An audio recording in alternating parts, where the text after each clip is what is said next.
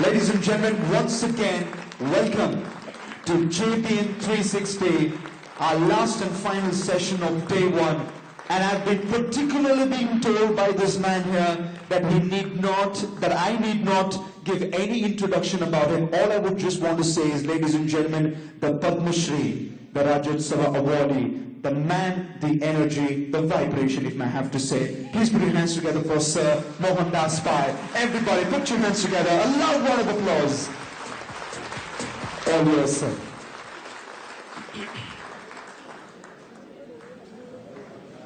Yeah, should play that. Folks, thank you for inviting me. I just landed from Goa. You must pardon if I look very tired.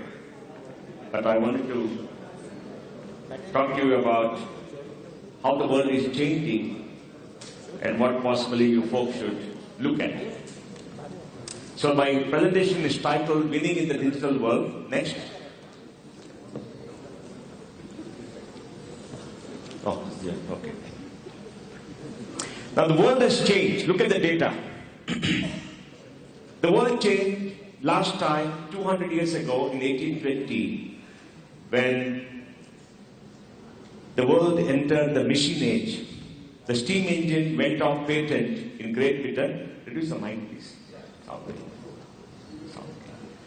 So the steam engine went off patent in UK, in Great Britain, and thus started the machine age. That led to the colonial exploitation of India.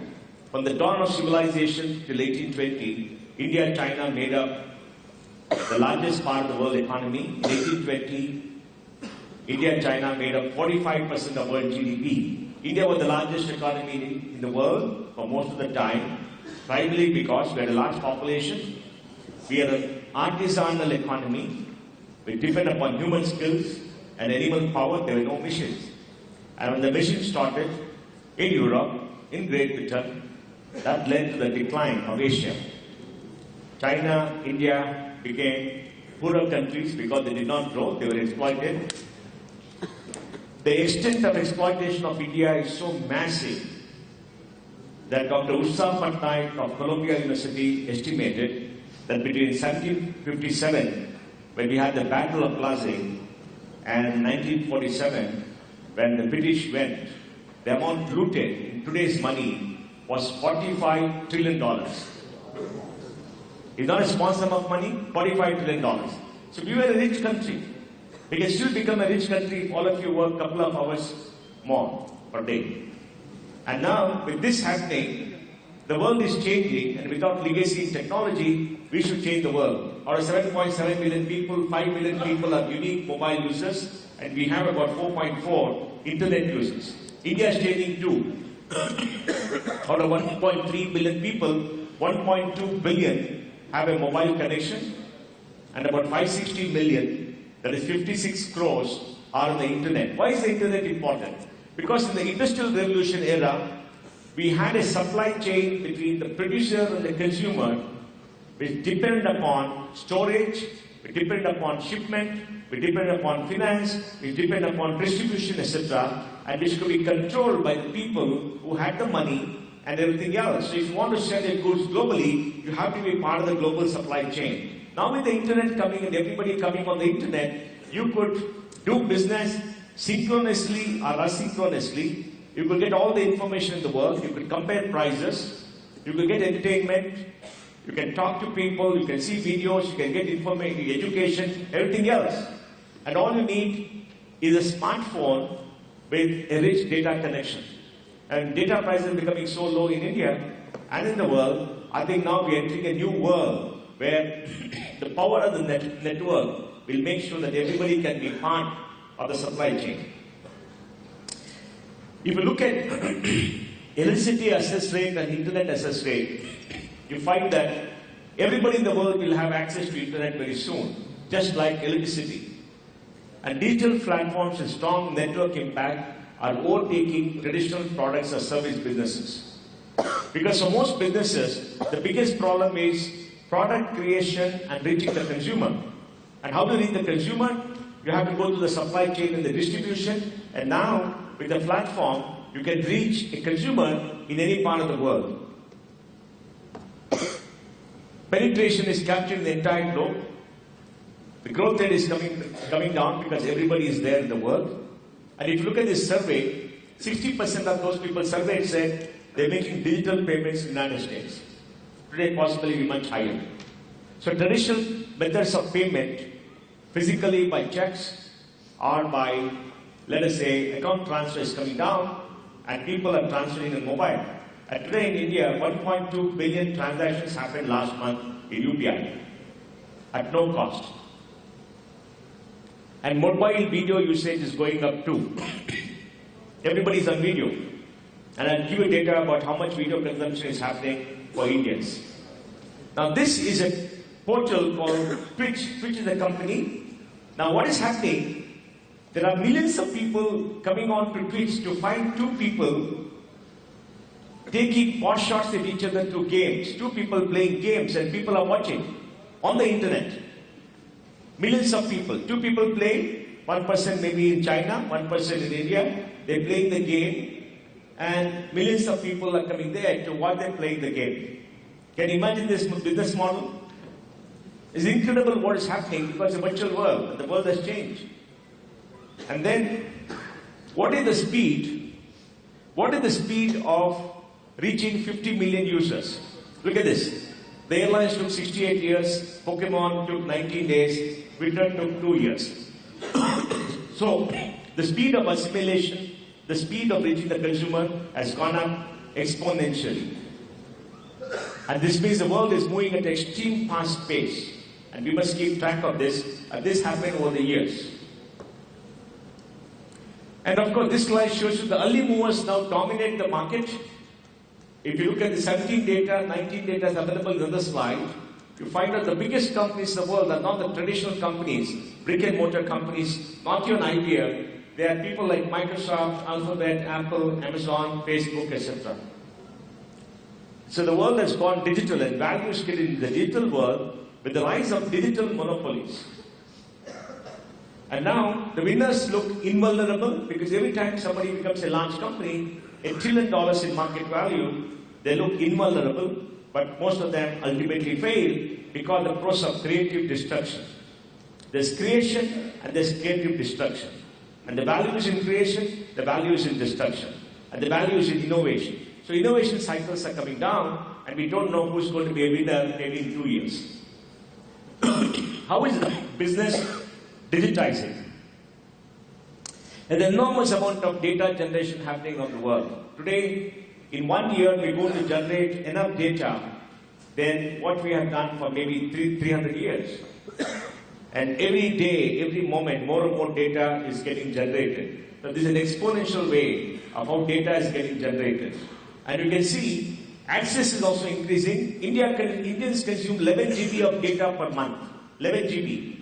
The United States is backward. Only 2.85 GB. China is, Japan is maybe 2.4. So Indians are possibly the largest consumers of data per month because of the fact that we got cheap smartphones and we got unlimited data from Jio for maybe 100 rupees a month, $1.5. In the US it costs $80, here it costs $1.5. And people are using it rapidly. And cloud storage costs has plummeted. This is the way prices move. It's not like onion prices. And onion prices move like this. Somebody does a corner, but this price stays there. Well, onion prices could come back if it falls, but it stays there. And you can see how the prices come down in about 20 years by 99% and staying there. So Moore's law is dead. We all remember Moore's law. In Moore's law, they said that the capacity of the chip expands and doubles in every 18 months and the price halves. So it goes up 4 times. But Moore's law is reaching its logical end because of the materials that they use cannot anymore be miniaturized because materials have a limitation. They may come with graphene, which may be used for chips, but we're having what is called quantum computing, and quantum computing is massive parallel processing and using 0 and 1 in combinations, and that means much more data can be crunched. So Google recently said that they solved a problem. It takes many, many years to solve in just maybe one day. Whereas IBM came back and said, no, we could solve it in 3 days. But whatever it is, quantum computing is the next great disruption that's happening in computing speeds. And because of quantum computing and the ability to compute huge amounts of data, what's going to happen is that cryptography and all cyber security mechanisms can be broken. You could also model many sophisticated things that could happen and which could have an impact. So sophistication of use and the variety of things that you could do in a very short period of time will go up dramatically. Leap in algorithmic techniques. For a machine, the most important thing, most difficult thing possibly, is recognizing whom a voice belongs to. Because when I speak to you, I emit sound waves. You hear the sound waves in your ear, and the sound waves are recorded as signals to your brain. And the brain records it and interprets it and then speaks back to you because your brain recognizes the sound waves and tells you what it means in the form of words. It happens instantaneously. Can machines do it? Yes. A Google voice recognition app can recognize human voice with a fidelity of 95%. And if you look at the ad that comes on TV, where a person speaks to a Japanese mini geisha who comes dressed up and speaks in their language, and the machine speaks to her in Japanese. So instant translation of languages becomes easy. And if you have a voice that comes on a phone, you can record the voice and put it into the cloud and recognize who that person is and create a digital picture of that person. Because the machine can recognize the voice by sound signals. And that is improving tremendously. And image recognition or facial recognition technology has advanced to 99%. It means if you walk in the street, you take a photograph of a partial image that can be put into the web, and then that machine will recognize who you are and tell people what you're doing. So you walk in the street, you can know who you are. And knowing who you are, you can find out your background, where you ate last, where you paid, what you did, etc. And facial recognition technology is there in China because they got millions of cameras all over the place. And they know exactly who is doing what behind the Great Firewall of China. It's not there much in India because of surveillance, because of individual rights issue, but ultimately will come. So what you see in the American movies is actually happening in reality, and the fidelity is gone up. The machine has beaten humans at chess. The machine has beaten humans at Go, which is a Chinese game which is very complex. And the best Go player in the world just announced last month that he stopped playing Go because he said, I can't win, I can't beat the machine. And why is it possible? Because the machine can do a lot of parallel processing, and the machine can do a lot of sequential processing at a very fast pace, in a very short period of time, much more than a human being can do with his brain, because when you play chess, there are only millions of combinations that can come. So the machine will calculate many combinations and put the most optimal calculation immediately. And human beings so highly trained can do that, but it takes a lot of training. And the machines can do much faster than you. That's why Microsoft's AI program is learning how to create apps itself, how to create baby programs. Now these are all in the lab, but in the future, because of computing, because of the cloud capacity, you'll have all this becoming very easy because algorithms are driving this move forward. So what does it mean for the enterprise, for business? You can do deep learning. Deep learning is training machines to do most of your work. You can add machine learning systems, prescriptive analytics, natural language generation, predictive analysis. Now, the most important thing in business is that people decide what to do. You have a problem, you have data, you have to decide. Now, the machines can decide based upon the data. They can mimic the human brain and work. They don't have intuition as yet.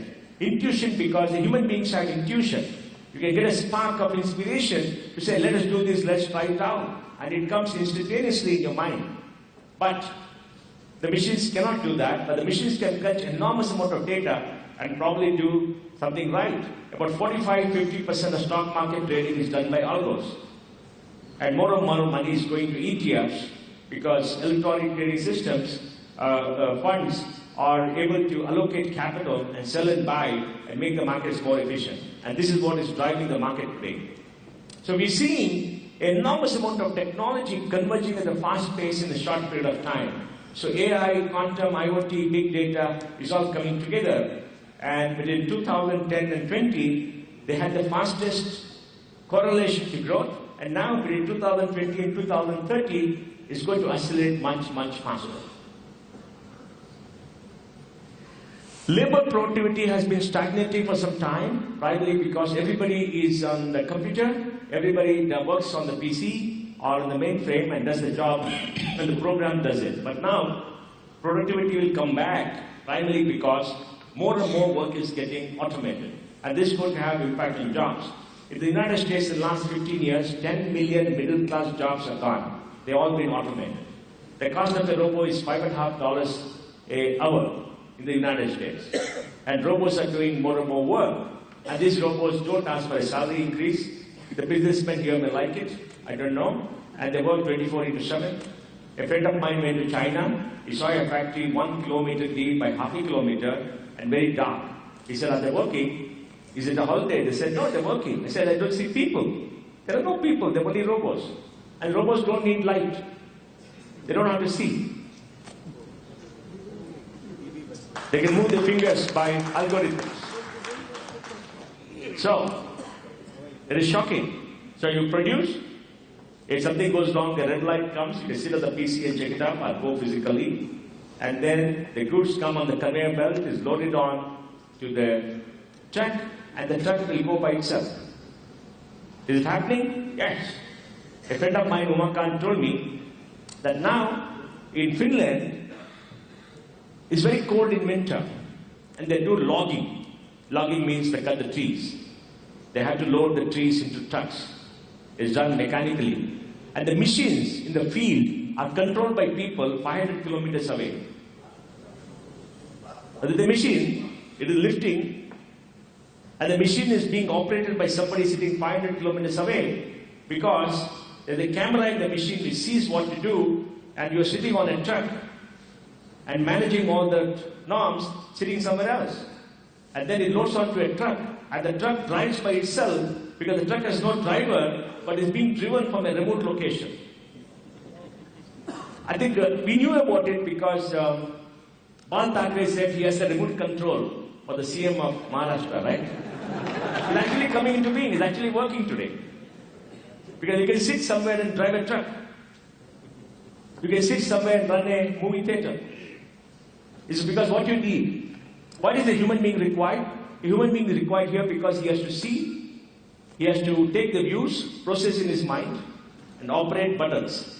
If I have a camera here, I can sit far away, that will transmit, I can see far away on the screen what is happening, then I can move the buttons, and the buttons will go and link to that place, and things work. Is it happening? Yes. And this is what is going to happen, and this, you talk about the automation potential for various processes, it is here, and these are all industries, and you can see some areas you can do more, some areas can be less, but all areas are there. It's a very dense slide. I'm just showing you to show what impact will be there. And how is it going to impact industries? Well, the consumer industry, FMCG, distribution, etc., they see a loss of jobs because it will be automated. Some may see an increase, some will see a decrease, but overall, there will be net reduction of jobs in developed countries. India is 10 years behind the curve because we are a supply-constrained country. We are a supply-constrained country, supply at a price. If the price is reduced, the supply goes up, then the demand goes up exponentially because we are price sensitive. So we have a 10-year lead, we still have to build houses, roads, everything else, and that's why this may not impact us so much. Though, in the banking sector, balance sheets of banks have gone up about 10 times in 15 years. Their assets, liabilities have gone up. Look at the data. Employment has gone up 5%. 10 times size, 5% employment. Return on investment by technology is seeing an increase in case of people who adapted digitalization early. And then the difference between leaders and followers is expanding. That is, people who do it early have a bigger advantage, and clearly there's going to be consolidation in the industry, with some industry leaders doing digitization at a massive scale, and they're going to get more and more market share. How digitized in China? Total internet users are 1 billion today, there's old data. Mobile internet users maybe 1 billion. China has the best digitization in the world, much ahead of the United States. And you can see this here. Yeah. Retail e-commerce transaction has gone up from 2005 to 2016 to 42%. Mobile payments has gone up. Global unicorns, the numbers have gone up. So there's been a massive increase on a large GDP and high variation in peak. Now what does this do? If you look at Alibaba and others in e-commerce, there's a high variation between the peak and the normal transaction, and the variability is so high which can be handled because you're digitized. Now let's say you're a traditional retailer, sales go up 10x in a day, you can't handle it. You can't process it, you can't deliver, you can't do anything. But in e-commerce it goes up 30x in a day, you can do it because it is automated. Mobile payment users has gone up, is all automated. And if you look at the top 30 digital companies, China has a large number. So the US, China are dominating the world. There are one or two from other countries, but the US, China are dominating. Probably India will have a couple of them in the next 2 years. The scale that digital ecosystem can reach allows them to become ecosystem orchestras. What do they mean? If I'm a Flipkart, people come to Flipkart on an app, so I can have a food delivery company to the same app. I can sell them movie tickets.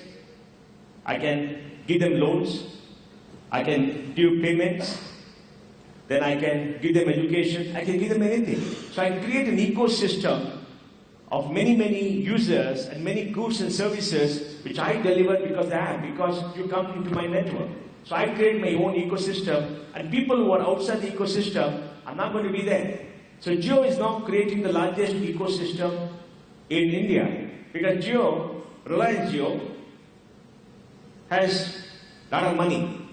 He has spent about $50 billion on Jio, and his cash flows are this year about 90,000 crores. So he's building his own network, getting all the Kirana shops onto his network, so he will connect them together and then get all the demand, aggregate the demand, go to Hindustan Lever and say, I got 5 crore orders, I want 30% off. And levers will have to do that. That's what happened in the US when Walmart went to P&G. And then when you find that some things are being used, they'll come in their own house brand and start peddling it, because what do people want? They see Colgate, Gilgate, they like it. They see Balgate, Palgate, they may like it. The price is right. And that's why Ramdev did very well, right? He's got decent products. He's manufactured by the same people who manufacture for levers. And the price is 35% less. And the Baba comes and sells. And everybody believes the Baba will bless you if you buy his stuff. And you buy his stuff, it's not bad. And if you look at the levers margin, 22% operating margin, 8% selling on advertising, payments on advertising, 30%. These margins don't exist in the US because India is not competitive. There are no competition, so Baba is coming and competing. And will he sweep the market if he learns how to manage his shop better? But can he manufacture and scale up? Yes. Because now, levers is outsourcing manufacturing. There are many manufacturing plants by many entrepreneurs who do good processes, good quality, etc. The scene has changed. So he's coming and building a brand based on good product and very low prices. In China, we can see that the BAT system, Baidu, Alibaba, Tencent, are creating their own group of unicorns, billion-dollar companies. On the top 50 startups there, you find that, on the top 100 startups there, you find that 50 are from the BAT group. So what does it mean? It means that the digital giants are becoming monopolies. They're creating their own ecosystem, they're investing hugely, and they become very large players and drives out everybody from business. Why do you think all these people are selling goods and services at such a deep discount. So more and more people will buy, they lose money, maybe 5,000, 10,000, 20,000 crores, and they drive everybody out of business. And then they jack up prices. Because they believe that, it's a winner's take all market. Will it happen in India? It might not. Because India is very open.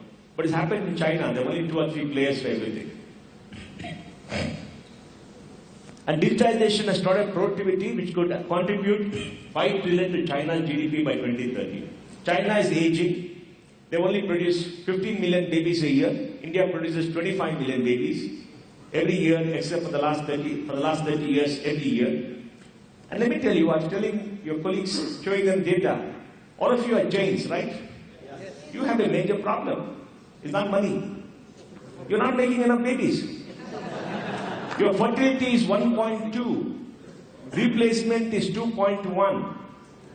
In 50 years, there will be no Jains left, except old people. I suggested to them that you must have a Jain museum in all the big cities to tell people there are some people called Jains.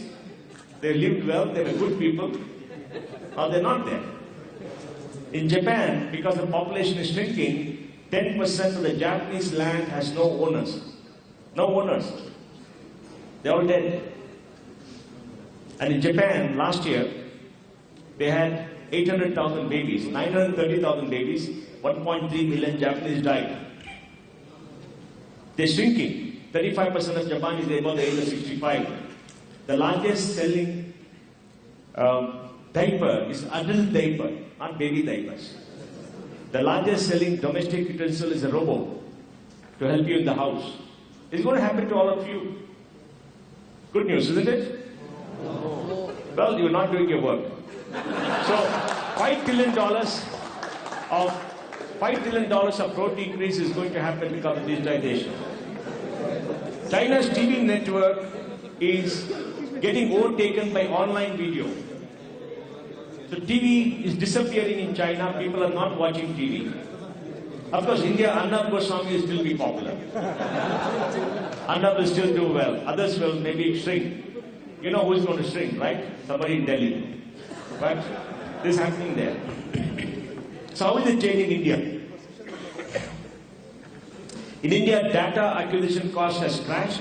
Smartphone cost has come down. MSMEs adopting smartphones. Data consumption has gone up. And digital transactions have gone up. So the margin, India is doing better than China. At the margin, India is doing better than the US. Because the base is so high, it takes them some time to do well. And this is the result why India will do well. We are the world's largest software service industry. Sorry. We are going to export this year, 2020 March, $150 billion of software. And $150 billion has got a street value of $200 billion. The world makes $600 billion of software, and India makes $200 billion at market prices. The world spends $1.2 trillion in software, the balance is on products. 60% of global outsourcing comes to India. This year, 4.5 million people are going to be employed. And the United States has 6 million people in software, 1 million are Indians there. Out of 4.5 million, 2 million work for American companies. Out of 8 million working for American companies, 3 million are Indians. Of the top 10 software service companies by market value, 5 are Indian. Of the top 5, 3 are Indian. The largest company is TCS by value, followed by IBM, Accenture, Infosys, Cognizant, then Capgemini, Wipro, HCL, CGI, and HP. And these 10 companies have 2 million employees, 1.5 million are Indians. And many leave and are going to startups. So we dominate this, and that is why in the startup area, in innovation, we're going to be major players. If you look around the world, there are 3 great places for innovation. The United States, something in London, small in fintech. Paris, they have a railway station made into a incubator. In Germany, they're thinking about it in Berlin. Then you come to India, it's big. Singapore is a platform. There are some companies. Japan has got 2 unicorns, very small. And China is very big. So the United States, China, India. And India has got 45,000 startups. They created $150 billion of value. And we got 34 unicorns. By 2025, we'll have 100,000 startups creating $500 billion of value and 100 unicorns. And I'm sure none of you have invested in any of these companies. Good for you. you're going to miss the biggest boom that's happening in India. And out of these 36, 34 unicorns, 18 are headquartered outside India, and all of them are owned by foreign capital. So India is going to become a digital colony. I'm sure all of you will be very happy. India will be a digital colony. Our Indian capitalistic class is investing in real estate, investing other things except the future.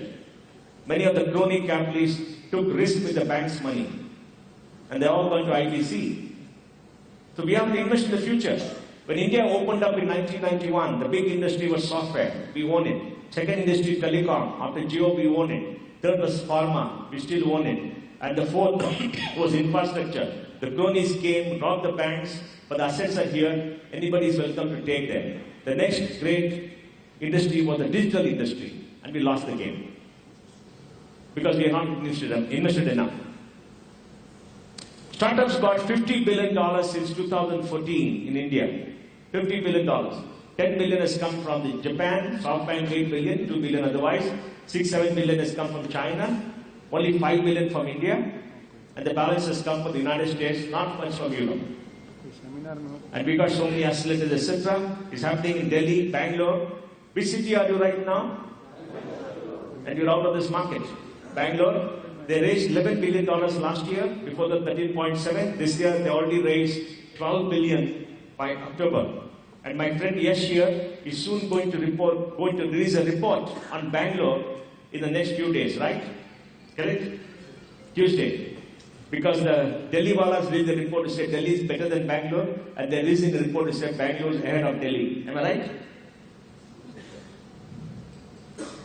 India's new business backbone, Aadhaar, 1.2 billion, monthly payments to UPI, bank accounts, India Stack, GST, digital. This is making an impact on business.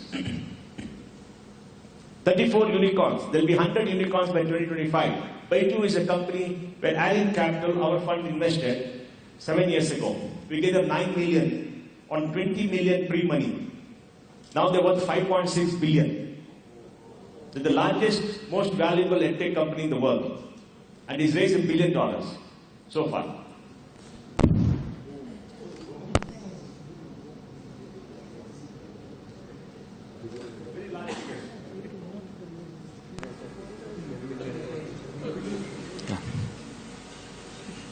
And you can see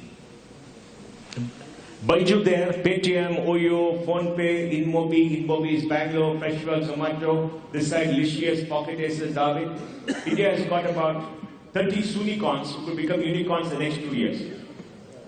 And they're all here. So there's corporate venture capital coming in a big way, and money is getting invested. India Stack is the greatest piece of public use open software since Linux. I'm sure you heard of Linux, right? Good. It has 4 layers, presenceless, paperless, cashless. That's why we got Aadhaar, digital locker, eKYC, UPI, open data store, etc. And because of this, lots of people can come on almost free of cost. This is a public property for public use, and it's done by volunteers from Bangalore. It's not owned by anybody. And this is good news. And it's taken 10 years to come there. And because of this, we had all this mudra, demonetization, Aadhaar, RERA, etc. So a lot of reforms have happened in India. Except the pace of change has been so much, and so much of change has happened, everybody has become tired. I think most industry has given up fighting the battle to keep competing. They're all tired. Because we had demonetization, then we had GST, then we had IBC, then we had RERA, then we had the NBFC crisis, correct? And then we had the black money drive. Nobody knows what is going to happen tomorrow. So everybody is tired, half given up, and that's why the economy is down. Because after ILFS last September, the market liquidity went away. There's no money for consumption. And that's why auto sales came down. And we had no government then, because October, November, December, JT was in. Then we had a budget with Piyush. January, February, March, nobody bothered. Then April, May, June, we had the elections. And July, the government came. We had the budget.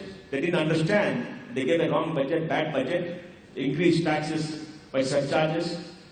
And they said everybody has to pay. The FPIs protested, sold. The market sank. Now they're trying to pump up money. and maybe this December something will come, next quarter maybe a good quarter.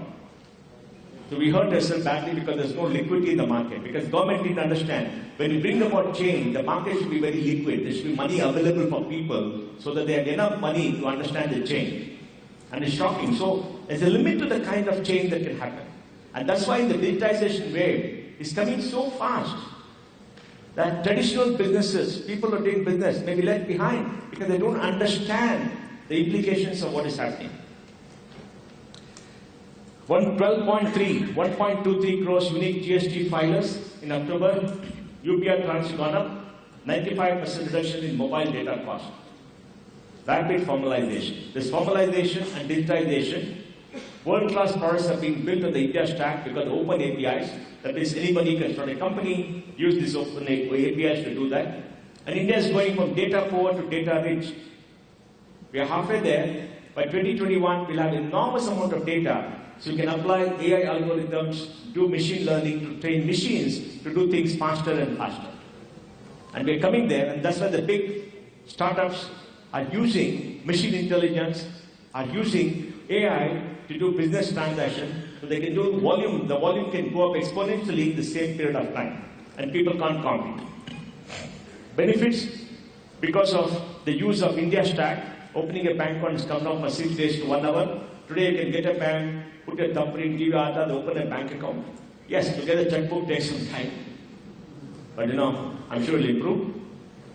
4 hours to 2 minutes for opening a mutual fund, 1 day to 4 minutes for a SIM card, and paperless instant credit markets are happening. Fintech, they raised 1.5 billion. Most of the fintech people are engineers.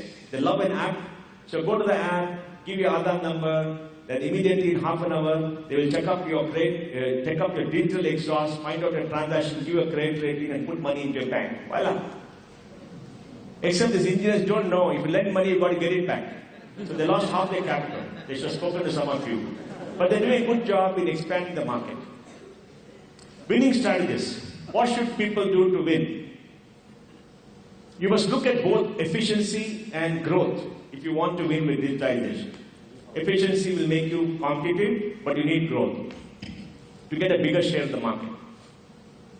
And you've got to be the most responsive to change. If you invest in digital transformation, so investing in modernization, system improvement, etc., but you must be responsive to change. And that's the biggest handicap for human beings, because to become successful, then we want to defend what we do, we don't change. And if we don't change, the world will change, and we'll be left behind. This year, 2.1 trillion is being spent. The world GDP is around 80 trillion. They're spending 2.1 trillion all over the world on digitization. And what is coming now is personalization for consumers, because today young people are saying, know me, engage me, empower me, don't swamp me, don't force me, don't create fiction. The consumer behavior has changed. The old ways of selling will no longer work in future. Look at Netflix. Netflix works on artwork personalization to grow. If you go to Netflix and see a movie, next time you go there, the screen will show you the movies based on the pattern they estimated that you want to see based on the last movie you saw. So more and more movies you see, more and more what you see on the screen will depend upon your moods and your habits. So there's an AI engine in the back which is doing that to induce you to see more and more movies, spend more and more money. How many of you are on Netflix? Good? That's very good.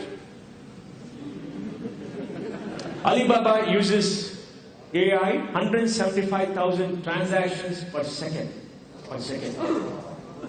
Okay? 6.7 billion personalized shopping pages. They've got a reduced 30% distance in logistics and 10% vehicle use. And look at the way they've grown the revenue, $250 billion. And Alibaba for Alipay, for payment. They got the entire stack, Alibaba, Alipay, Ali Distribution, Taobao, etc. So they use the data to create a business model. Airbnb use neural networks. Neural networks are AI engines to find out where people want to stay, where stay is available based on business needs. And they're able to locate apartments and places to stay close to the business center and expand the business. Spotify uses machine learning to create personalized music sheets. Uber knows about traffic conditions better than any government, anybody else, because they have all the data. And using that, they can predict where there will be a traffic jam the next day. I mean, we know where the traffic jams are too, because they're everywhere. Adidas took back a shoe factory from China, went to Germany, and I think it's fully robotic. And they're using 3D printing to make soles for the shoes and robotic arms to manufacture. So reduce the production to market from a new design to market from 2 months to 2 weeks. Grey Orange in Bangalore, they got robots for warehouse management, and they can do that using this kind of algorithm. XJet uses nanoparticles for jetting technology into 3D printing.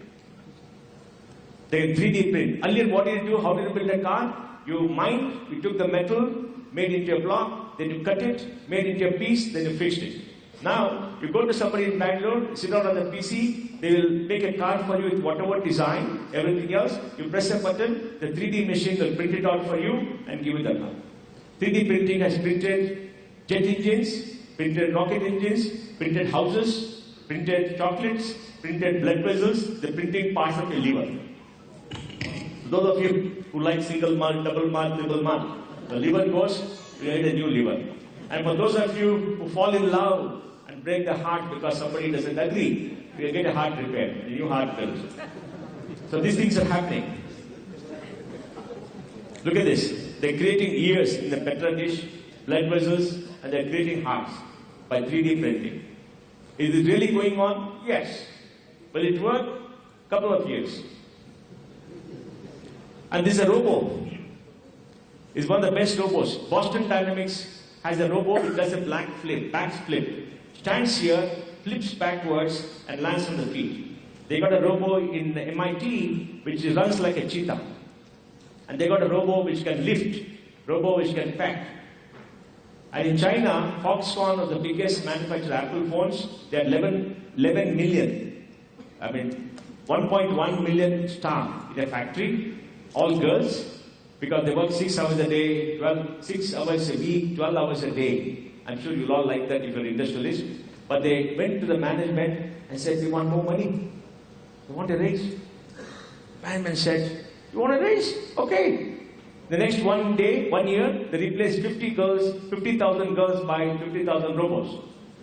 Because robots now have a dexterity in their hands. They can do assembly of electronic components.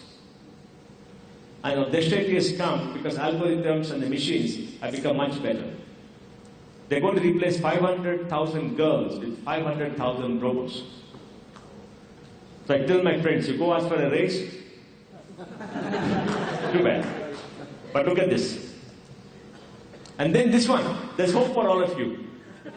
You can make babies in a petri dish by CRISPR technology and edit the gene.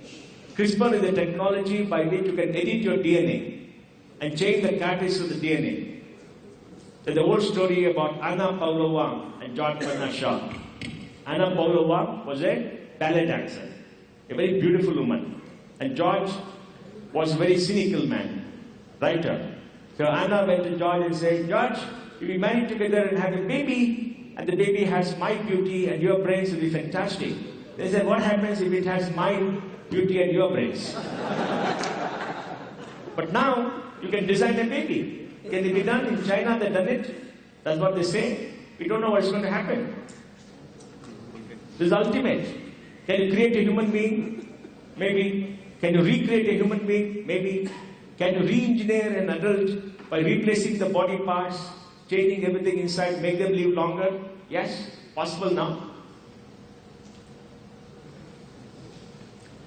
Google is using AI for predicting lung cancer by volumetric modeling. Because if you're a smoker or you're going to get lung cancer by seeing how the volume of your lungs are over a period of time, they can model it and say whether you would get lung cancer. And World Genomics, drug discovery process is getting automated. Sigtubal in Bangalore. They take a blood smears, digitize it, put it to the cloud, and they can come and tell you in 10 minutes what is wrong with you. 10 minutes. The pathologist has to sign up, but this is working. Bugworks. Bugworks is working in the area of superbugs because The biggest killer today, superbugs, kills 15 lakh people a year. If you go to a hospital, you go to ICU, many people get diseases there because of superbugs. There are 843 bacteria which cannot be cured because there is no antibiotic. The last antibiotic was discovered in Tokyo 35 years ago. Now, bugworks in Bangalore has created biocomputing to create drugs for this 843 bacteria, and they're doing human trials next year. Automatic system for patient monitoring in the ICU is getting digitized, automated. And there is automated, surgery. Today, if you want a surgery, the robot will do the surgery. They'll make a small, they won't cut it open. Earlier what they do, they cut you open, do everything inside, stitch it back, and some doctors in the UK put the name on your liver. I'll leave something behind so you go back. Now they can just make a small hole, send some robots here, send some cameras, find out what is happening and do many things. So we got this ICU detection system. Bloomberg utilizes social media to predict stock prices. Space now transforming data from space. Zen Drive, driving smartphone sensors. All your smartphones have got sensors. Signals are going on. People can discover what you're doing, where you are, even if it is not doing anything. Howtify integration of voice and conversational AI. What is conversational AI? Conversational AI is the chatbot. So you talk to the machine talks back to you and gives you all the information and tells you what to do. So very soon, children will go to a portal and do mathematics, and the bot will talk back to the child and tell it what to do, and the bot may take the shape and voice of his mother. So with the child for a period of time may say the mother is the bot, and the real mother comes. The child may scream and say, "Who are you?" So this kind of things are happening in the big way. Implant chips, people are putting chips in the hand. Do like this, you pay. Do like this, you finish the toll booth. From tomorrow there's going to be toll, automatic toll, right? Just wave your hand like this. You can go to the toll. This Descartes lab is a machine learned data refining for predictive intelligence. This looks at patterns from writings. And in India, we've seen T series being bigger than PD Pi. And we've seen Savan come up. We're seeing Vasundhara Raje give 1 crore smartphones to rural women in Rajasthan. Our votes went up but couldn't win. Very sad. And you see Oyo build a global, hotel business. You see Ola digitize. You see Indian company like Flipkart use this. Indian company like Paytm are using like Alipay. Indian company like Hotstar. How many of you are on Hotstar? Good. See, Hotstar is becoming big. Clean mobility in Bangalore. Yulu is there. Yulu and Uber. And there's a map of Bangalore done by machine learning with the last mile mobility, so that you know where to go, when to go, etc. And we got electronic EVs in two-wheelers. Open is the largest neobank in the world. It is onboarding about 40,000 SMEs. Neobank is an app that sits on top of a bank account. So you can do transactions through the app. You don't have to go to a bank account directly. Better Place, the largest blue-collar workforce platform in the world, 7.5 million people, they're in Bangalore. Score Data does AI with data. They built a data platform to do AI.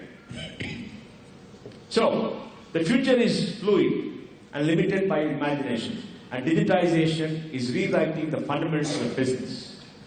And if you want to survive and grow, you have to digitize and join the new brave world. Thank you very much.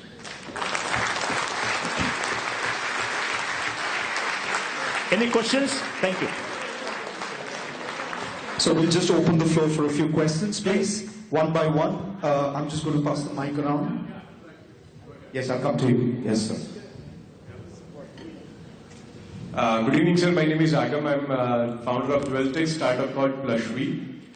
We are trying to digitize the gems and jewelry retail industry using artificial intelligence and machine learning. My question to you is that, sir, currently the industry, the retail of gems and jewelry industry is at 2% digitized compared to the unretailed. It's just 2% in the very initial stages. What, in your opinion, lies in the future? How do you see the growth of this industry in digital marketing? I think the digital retail industry will go much better, much faster than the market. And because they'll grow much faster than the market, they'll basically a market share. They'll create a new economic engine which could destroy others. You could see many people going out of business. Because today you are in the construction material business. You could have a big warehouse with an app where you can go and buy. You don't have to go anywhere. You can go buy tiles on the portal, right? You can buy whatever you want. And all B2B marketplaces, B2C marketplaces are coming up. It's becoming easier. Payments are coming up. At the back end, logistics is improving tremendously. So sitting in one place, you can do much more business than trying to go all around and get better prices. There'll be enormous amount of savings. So we are doing the same right now in the marketplace, but at times people laugh at us, so we are trying not to get confused, but this motivates us to go ahead. Thank you. Yeah, but you don't worry, you'll laugh at the end. Thank you. Thank you for that, sir. We have another question here. Let's go. Sir, I want to know how to spot that billion-dollar idea in a startup space, especially when you can invest not more than 5 to 10 lakh rupees. Why should I tell you? Go find out. And are there any professional platforms available? No. See, you don't have the expertise to spot it and you're too less money. If you got only 5-6 lakhs to invest, you got 50 lakhs to invest, put it in a bank deposit. Don't lose your money. Because maybe 60% of startups will survive or do well. Mortality is high, and maybe 10-12% will become bigger companies. So you got to be careful with what you do. Then you can go to a platform called Less Venture. There's a platform called Less Venture for people who got 25 lakhs, 50 lakhs to invest. There you get people who will have an idea and they'll put it up and they'll call you and you can look at the idea, see the presentation, they'll pitch to you and you can invest 5 lakhs, 6 lakhs in the platform, knowing well the platform will monitor, send you data, send you all the results periodically. On a lighter note, I'm curious to know one more thing. What mechanism did you adopt to understand when you conversed with Swami Nityananda? See, Swami Nityananda is a remarkable man, brilliant man. I went to his ashram because a friend of mine from Silicon Valley came there. He stayed there for 15 days. And he called me and said, this man is brilliant, come. I went there out of curiosity. I saw what he did. And when I was going out, they called me and I met him and had a conversation. And I found that he is very well read and he could explain many things. Then he had a very big event. He called me. And in the event, I interviewed him for 1.5 hours. Have a look at the interview. It's very interesting. Of course, he does make some claims. Now you can accept the claims or not accept the claims. And he said he's got 120 cases against him. 118 have been thrown out of the court. And in this country, if you're a Hindu Swami, people are hostile to you. They're very hostile. They go after you. Because he went and stopped conversions in Tamil Nadu. So the conversion lobby is going after him, putting all kind of cases. They got money, they can manipulate. That's what he says. But that's it. Thank you, sir. Any more questions, please? Yes, there goes. Hi, taking that question further, buying a tile or a product from a warehouse is possible, but getting that executed when there is no organized approach to that. What is that? Buying a tile or a product in a construction industry is possible, but when you have to do on-site work, how is that going to transform? Like robotics in production unit is right now in construction, robots can do plastering. Robots and machines can do plastering. They can do tile laying. So automation is coming there in a big way. And soon, houses will be built by 3D printing. 3D printing. But where will the creativity go in this whole... What do you mean creativity? Developing new product lines or developing new approaches to installation, new designs? You can do new designs, you can do everything else. The machine will do exactly what you designed. So design is separate from installation. Correct? Thank you, sir. Okay, we have a gentleman there. Hello, sir. I'm Antrik Statia from Chennai. This side. So, my question is, I come from mental health space, and as you also gave an example where the child learns in the mother's voice and all of that. So, there are a lot of apps which are having chat box and counseling, and a lot of mental illness is found out online itself. And meanwhile, a larger context, a larger part of this whole industry works on the intricacy and the personal experience of the therapist or the person on the other side. So what do you, so a lot of work has been simplified with the AI and digitization, but where do we draw a line between using the technology? See, these are all technology is an input for you to judge. Judgment has to be human still. We want a human being to judge because human beings have emotion. So human beings will not disappear. So in this way my job is Well, for the next few years. for next few years. So just a small piece of information. We are late in the startup space, but JITO has a state-of-art incubation center in Bombay, about 10,000. What JITO should do is to create a JITO fund. We are on it. So we've just applied for 10,000 crore fund. We've just started off. We have an angel network where we've invested in about 23 startups getting incubated. 100 crore fund has been set up, and next These year are all too small for you. 1,000. We'll reach there. We'll reach 10,000 in 3 years. By the time you reach there, the world would have passed you by. You should do big things. Look, we have in Added Capital, we got 30 investments plus we are GPs in 14 funds. We have 280 companies invested in, including 50 in the United States. It's gone to $450 million. We'll go to $1 billion in another 2 to 3 years.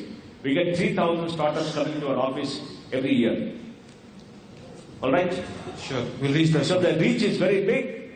So you got to be there at the right place, and you got to ask the question: why should people come to you for capital? They can go to many funds. Why come to you? So you got to create a network. You got to understand where you want to be, and maybe try to invest in one particular industry which you understand very well, and then dominate the industry. That may be better. Okay, thanks. Hello. Few more questions. Sir, here, on your left. Sir, I wanted to know about this internet apocalypse. How you see internet in the future? What is that? Internet apocalypse, like if there is a wrong use of technology, what you told, the benefits of technology such as AI and ML. But there is also the wrong side of it. Like you have seen this Cambridge Analytics and The biggest is WhatsApp and all those things. The big danger for everybody is the rise of digital monopolies like Google and Facebook. Today, for Google and Facebook, all of you are pieces of data, not human beings. They know what you have done, where you have gone, what you eat, what you like, what you dislike, your habits and everything else. And they can manipulate the data to change your behavior. So when you go to Google and search and ask for something, Google will send you such sites which it wants you to see because somebody has created Google. So you're already victims of Google. And that's going to escalate in future. And that's why we need Parliament to protect us by data privacy laws, data residency laws. But the biggest threat to humanity is the rise of digital monopolies who have huge amount of data on every human being. No privacy left here. How you see for future? Like how far it can go in future? Well, it can go anyway, depending upon what you do, what government does, what courts do. So we have to put restrictions on them. And secondly, about this construction industry, that you told about 3D printing, and how further you see the construction industry going further? In Dubai, they say by 2025, 25% of all construction will be by 3D printing. Okay, that's it. The Sheikh has said that. Okay, sir. Thank you so much, sir. Okay. Happy evening, sir. Would like to understand little bit more about Aadhaar and how it's going to control the Indian life. Is not going to control anything. Aadhaar is only authentication. You have a number. The number is on a database. So if you go to somebody and say, I want to transact, they'll ask you, who are you? You give your Aadhaar number. They'll go to the machine and check up whether you are what you claim to be. That's all. No transactions are recorded. There is no database of any transaction. It's only a piece of authentication. Now you don't understand it because you're born with a birth certificate, hopefully. You have a house address. You have everything to prove who you are. 600 million people in this country. They have no address. You can't prove who you are. If you're a Timmappa in Banirappa village somewhere in Mandya and you go and say, I want to open a bank account, they say, who are you? What will you produce? Ration card? Ration card, you can't access the data. So if you have an Aadhaar, then they can say, who are you? This is my Aadhaar number. And they go to Aadhaar and authenticate, they know his photograph, they know what he is, and say, okay, you are what you claim to be. And that is what helps crores of people in this country. So it is not a database. Okay, any women? Women to ask questions? Yes, yes, yes.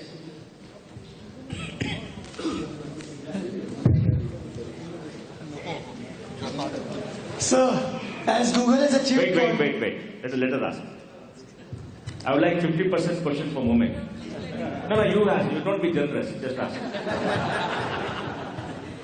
Don't you think data should be charged appropriately as per its usage? Well, if somebody is willing to pay for it. No, it should be charged. Maybe. Let us wait and see what happens. See, first the data has to be under your control to be charged. You have to own the data. Now, whenever you go to any portal, you sign away all your rights. Because you click something called OK, right? You don't have any rights. First, you must get rights by law. And then they can negotiate, I got this data. Somebody has to pay you. To say why it's useful to pay you. So don't get carried away by everybody. Oh, you got data, they'll pay you so much of money. They got to say why they should pay you. So there's got to be a case. It'll come up slowly.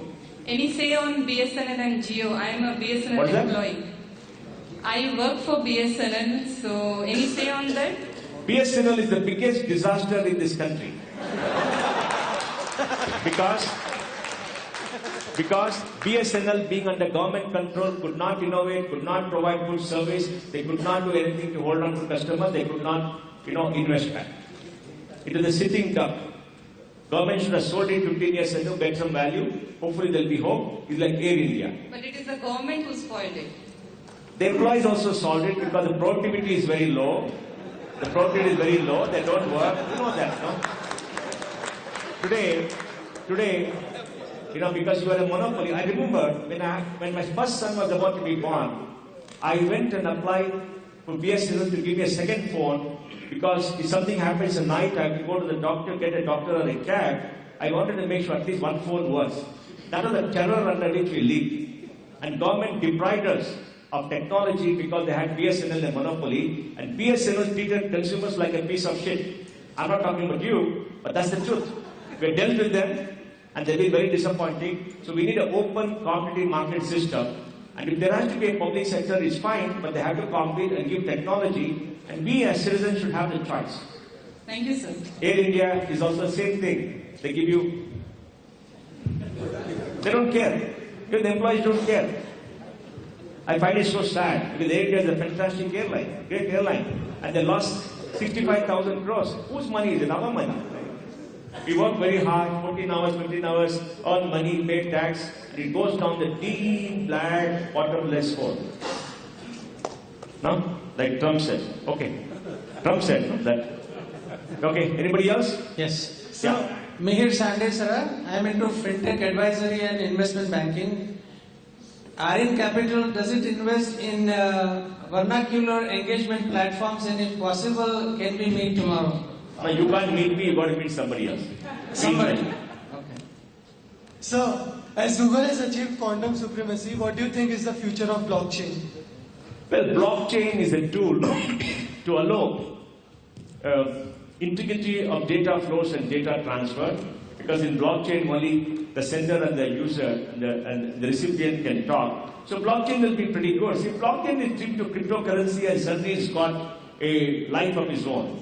But blockchain technology is the distributed ledger, and I think that will help people make seamless transactions without going to a central database, and I think it will help, but we have to wait for speed to come. I'm told that just recently some new algorithms have come which accelerate the speed of blockchain. So blockchain will be important. Yes? Good evening, sir. Yeah. There's a lady there somewhere. Yes, yes.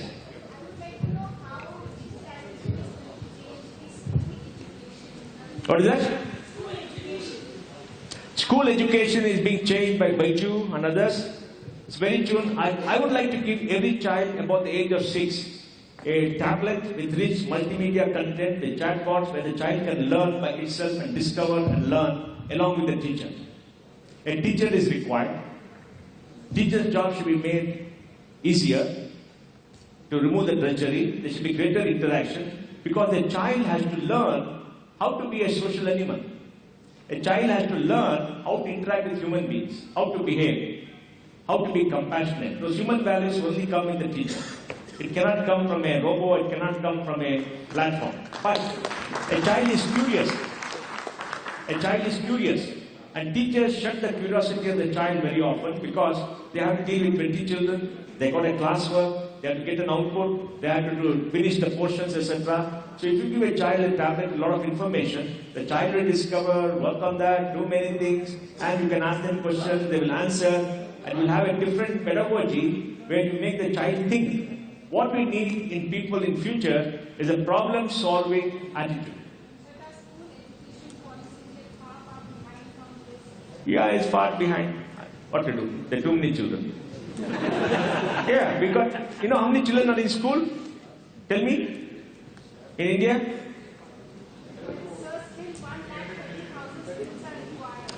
How many children are in school? Huh? What? 26.5 crores. No country has solved the problem. So after 50 years, we'll have somebody standing up like you and say, sir, our school should be better. Okay. Sir, very good evening. Good evening, sir. Could you please list the name of 5 best unicorns? I don't want to comment on who is the best unicorn. JITO is certainly top of the list. JITO is an extraordinary entrepreneur. Thank you, unbelievable entrepreneur. Thank you. Thank you. Okay, the lady here.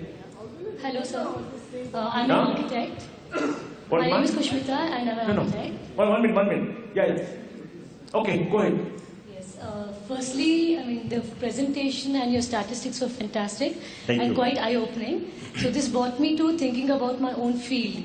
So what do you see is the future in terms of threat and opportunity for the creative fields like architecture, arts, music? Fantastic. Because creativity cannot be automated. It's very difficult. So that's a good news. Creativity is, bespoke, individualistic. And creative people will be in higher demand in future. There are 3 kinds of jobs in society. First kind of job is where you use the left brain and the right brain, the creative aspect and the logical aspect. Those kind of jobs like architects, designers, dancers, musicians will remain because they're wonderful people. Second kind of jobs are rule-based jobs where you go to an office and do 1, 2, 3, 4, 5 and go home and get money. Because it's rule-based, like in a bank, that will come down and be automated. And third kinds of jobs are jobs which are individualistic, like a massier, hairdresser, etc. That will remain because it is expensive to automate. So the first kind of jobs are important. So creative people will be the real stars. But you must learn how to market yourself. Yes, Pera.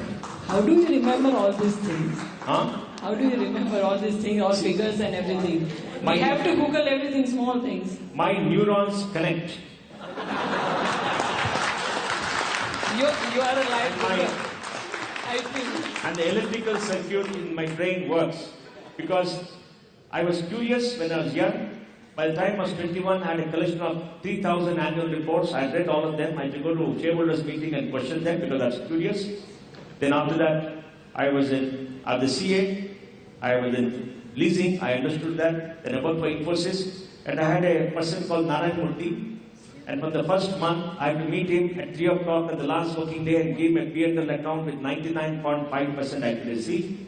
And if I don't go meet him by 3:15, he'll call me and ask me whether I'm sleeping.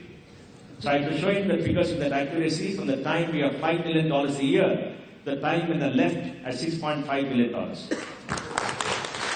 And he was very brutal, unsympathetic. He wanted his work done. And if you met your numbers, you see it. Thank you, have a cup of tea and disappear for the next 15 days.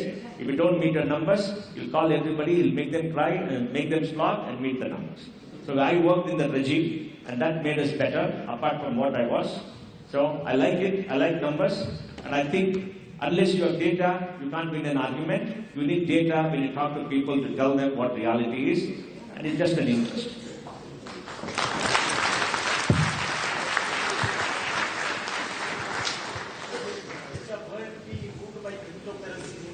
No. Don't try to invest in crypto and lose your money. There's too much of fraud. Recently, $15 billion disappeared, right, Yash? And you'll all be greedy, and you'll see it happening, so you're going to lose your money. Yeah. Hello, sir. Yeah. Who hello? Yeah. Hello. Yeah. Oh. Yeah, I'm Suresh from Coimbatore. I just want to know what is the impact of social media, especially on our youth, since 60% of youth are under 35. And the other thing is, what is truth? What is the other way? Truth is something everybody has to discover for himself or herself. And that is what Lord Mahavira said. But how? Secondly, because that is. Huh? You got something inside your head called a brain. Use the brain and segregate. That is narrative. That is narrative. What is that? Always there is a narrative form. No, you have to find out the search. You'll be fooled once, twice, thrice. Then you learn how to find the search. There'll be enough people putting out the truth, enough people putting out fake news, enough people doing that. Learned people fall for it. And there was something called Rafael. No, they fall for it because they're not used to social media. They believe what they see. We've been reading newspapers and believing what they write. Half of it is rubbish. It's all vested interest. They want to manipulate. Now we know that. We know that TV channels and Lieutenant Delhis want to manipulate, do all kind of nonsense, right? Now we don't trust them because Arnab Goswami passioned them up. And I miss you on the show. I miss you on the show. Nowadays you're not seeing. Okay. Yeah. Okay, my name is Bhavik, founder of a B2B marketplace for medicines. My one point that I want to add in your list of neurons is that 70% of startups in India are founded by Jains or Banyas or Gujus. So we are there in terms of startups. Very good. And most of us invest in startups in that group. How many of you invest in startups? Where is most of you? So this okay. Question, how Didi Kodi in China or any of the competitors that are of US, in China they are their replicas, there's no Twitter there, there's no Google there, there's no Uber there. What can... Didi is there. Yes, Didi is there, yeah, right. So, Baba is there, bigger than Amazon. And they are all Chinese, right? And they got a search engine, Taobao. Which is search engine, Yash, in China? Baidu is there. So they're all there. Yes, and they are all Chinese. The question is, as investors, as government, Indian companies, Indian unicorns who can have that data within the country, and when you say that that is what India should... India is open, China is not. They kicked out all these guys to build their own companies. Now they have to go out. The world will not accept them. Hopefully, if people like to invest, we'll have Indian giants like that. Because we need money. Our Indian startups don't get money from Indians. And that's a reverse brain drain plus the financial... There is no brain drain, there is no brain gain. That's all old notions. Forget about it. All right. That's all. We're going to take this as the last question, please. Yeah, this is Kumar Pal here. Hello, sir. Sir, as you're a chartered accountant, I'm also a chartered accountant. Very good. I just wanted to ask you, these e-assessments coming up and GST coming up, lot of data getting churned, which was earlier not been happening. What do you see the professional services firm could lead in this era of data and make a certain AI or certain drive towards these areas also, other than representation and other areas? People at the extreme will become masters of manipulation using AI. Okay? That is about 2%. The 98% have to find a reason for their existence, and they have to think how they can provide services, and the services will be consulting to help people design and navigate through the complexity. So, it will not be doing mere clerical work and trying to earn a living. That is getting automated, like filing tax returns. So you have to work with people, advise them what to do, and that advice will still be valuable because you can go to a machine, the machine will give you 5 alternatives, you won't know what to do. Right? So, there'll be great scope for people who can think. Thank you. Ladies and gentlemen, on that note, so before I let you go, just a little personal thing. As much as whatever has been coming out here has been fascinating, but there's always an innate fear as to how much of this we need to allow in our lives. Going digitization, completely fine. But how much do you think we should allow and where do you think we should stop? Should we in the first place? I don't know. I just want to you should decide with what you're comfortable. You can be out of it, you can be in it, you can be in and out of it. You decide what you want. Okay. You have to decide your comfort level. Okay. It's a network. You can be in the network, you cannot be in the network, you decide. All right. Thank you, sir. Ladies and gentlemen, even before I let sir go, I'm going to call upon the following people to please come onto the stage to felicitate Shri Mohandas Pai. I'm going to call upon Shripal Ji Khimisra, Ranjit Ji, Dinesh Ji Bahura, Shripal Ji Bachawat, Sajendra Ji, Vinod Ji Jain, Deepak Ji Shishimal, and Hitesh Ji Parlecha. Can we have all of you on stage for one frame with Sir Mohandas Pai? Sir, just a little token of appreciation from our end for being here, making it this evening.